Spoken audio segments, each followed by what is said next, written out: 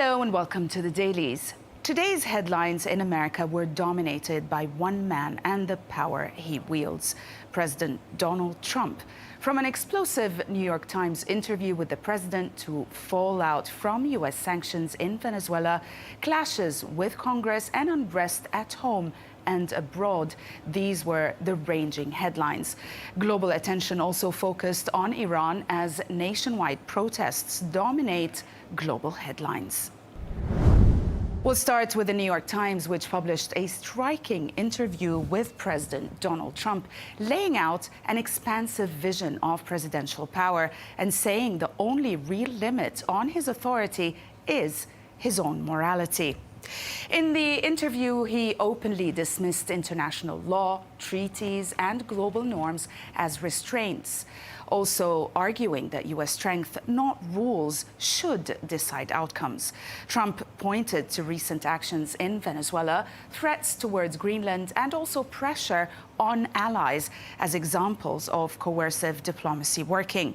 The piece portrays a president emboldened by force, willing to risk NATO unity and global stability to assert American dominance, while insisting rivals like China and Russia would not dare challenge him personally. The New York Times also offered an inside look at the interview, which apparently was very long and revealing, exploring the many faces of the same president. The piece highlights Trump's shifting moods, from a gracious host to combative strongman, as he showcases power, indulges grievances, and leans into unpredictability.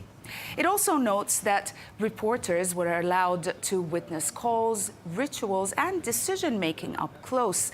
The piece argues that Trump uses spectacle and ambiguity as a governing strategy, projecting authority while keeping allies and also rivals uncertain. Another big story dominated headlines in America was the Minneapolis ICE shooting, which was framed by the media as a deeply polarizing incident.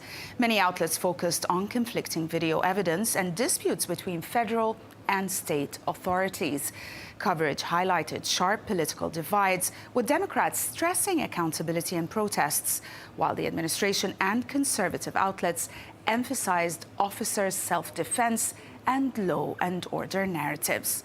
The Washington Times reported on Vice President J.D. Vance's forceful defense of the fatal shooting in Minneapolis.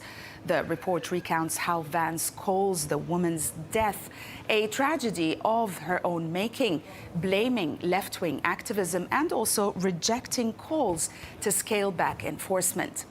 The piece contrasts this with Democratic outrage, protests, and also demands for accountability, while noting a second ICE-related shooting in Oregon that further inflamed tensions nationwide.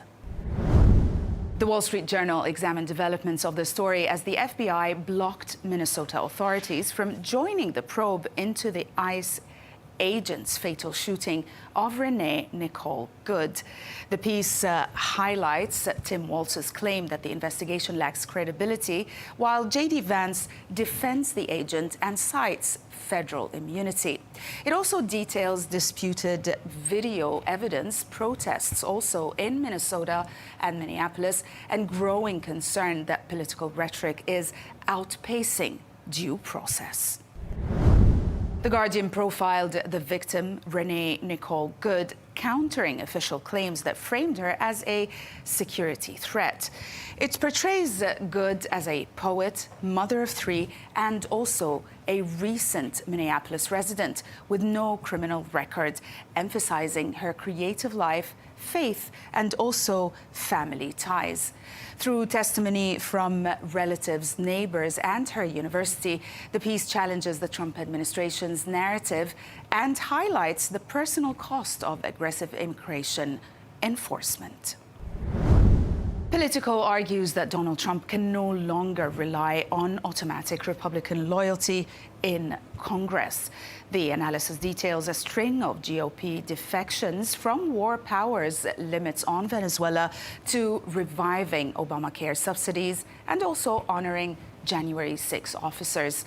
While Trump remains influential, the piece shows growing Republican willingness to assert congressional authority, exposing cracks in his control as election pressures mount. The New York Times also focused on the 5 Republican senators who broke with Donald Trump by backing a war powers debate on Venezuela. The piece profiles Susan Collins, Todd Young, Josh Hawley, Rand Paul, and Lisa Murkowski, showing how constitutional concerns, fear of open-ended conflict, and also executive overreach drove their votes.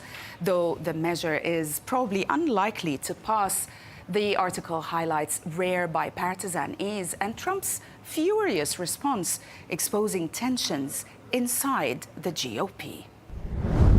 Regarding Venezuela, the Washington Post reported President Trump's latest remarks on the country as he says he will meet opposition leader Maria Corina Machado and would accept her Nobel Peace Prize if she chose to share it. Now, the piece highlights Trump's long pursuit of the Nobel, his praise of the U.S. raid that removed Nicolas Maduro, and also his contradictory stance towards Machado's leadership prospects. Overall, it frames the moment as a blend of personal ambition, diplomacy, and also questions about Venezuela's political transition. The protests in Iran grabbed headlines globally. American media gave significant attention to the protests, treating them as a major international story.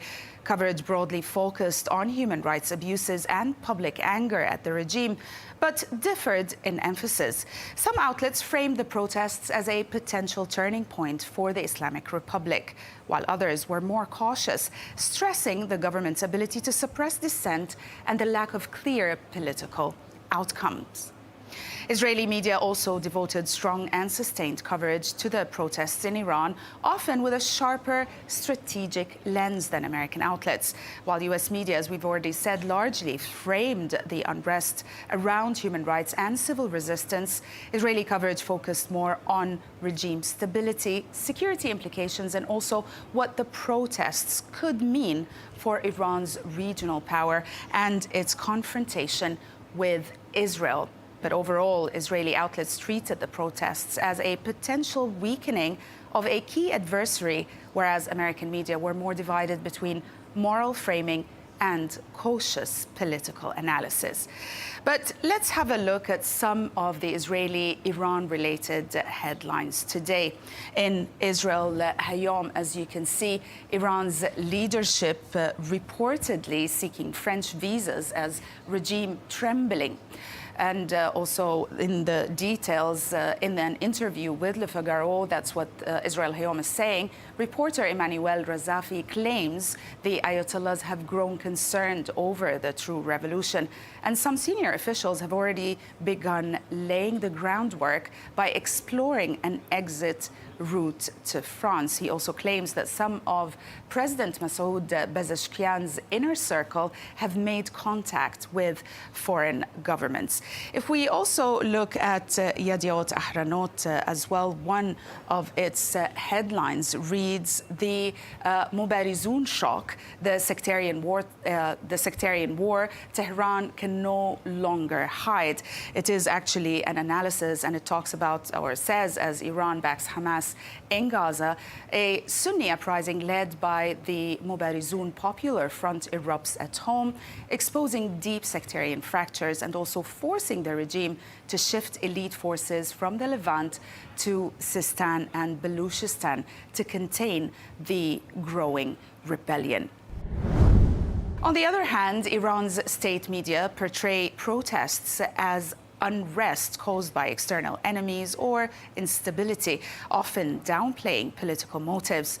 Official outlets typically emphasized economic grievances and also blamed terrorist agents or foreign interference rather than broad domestic discontent. Opposition or independent Iranian-linked media focused on the scale of the protests, as well as the causes and human impact of these protests and the civilian casualties. These outlets report on widespread demonstrations, economic fallout, internet blackouts, and claims of casualties, often highlighting popular dissatisfaction with the government. Mehdi Papanchi argues in Iran International that this was not routine unrest, but it is proof of organized mobilization and a collapse of regime legitimacy years in the making. Now, he contends that Iranian society has moved beyond reform towards replacement, and that Pahlavi's ability to mobilize from abroad marks the emergence of a credible opposition leader, fundamentally reshaping Iran's political landscape. Even in Europe, the Iranian protests were in the spotlight. Tom Tagendat wrote in The Telegraph, arguing that Iran's ruling system is entering its final phase, overwhelmed by nationwide protests, economic collapse, and growing repression. The author frames the unrest as a liberation movement rather than a financial revolt, fueled by youth anger and also elite corruption. He links Tehran's weakness to the fall of the key allies abroad and highlights succession chaos around the aging supreme leader. The article concludes that repression is failing and the regime's collapse now appears inevitable. And we'll end with the Arab media, which focused on recent clashes in Aleppo, Syria, portraying them as a warning sign of internal instability and not a decisive battle. Coverage emphasized civilian impact and the fragility of the ceasefire, treating it as a short-term pause rather than a solution, and warning that deeper political fractures remain unresolved. Al-Sharq al-Awsat revisits the contested identity of Aleppo's Sheikh Maqsoud and Ashrafiyya districts amid renewed fighting. It also challenges claims that they are historically Kurdish areas. Through personal testimony, the piece argues that these neighborhoods were originally Syriac and also Arab, later shaped by migration and politics. It traces how Syrian intelligence, the Syrian Democratic Forces, and the PKK transformed perception and control, warning that today's media battle over identity masks a far more complex social reality. That's it from us today. Thanks for watching the Dailies, only on Al Arabiya English.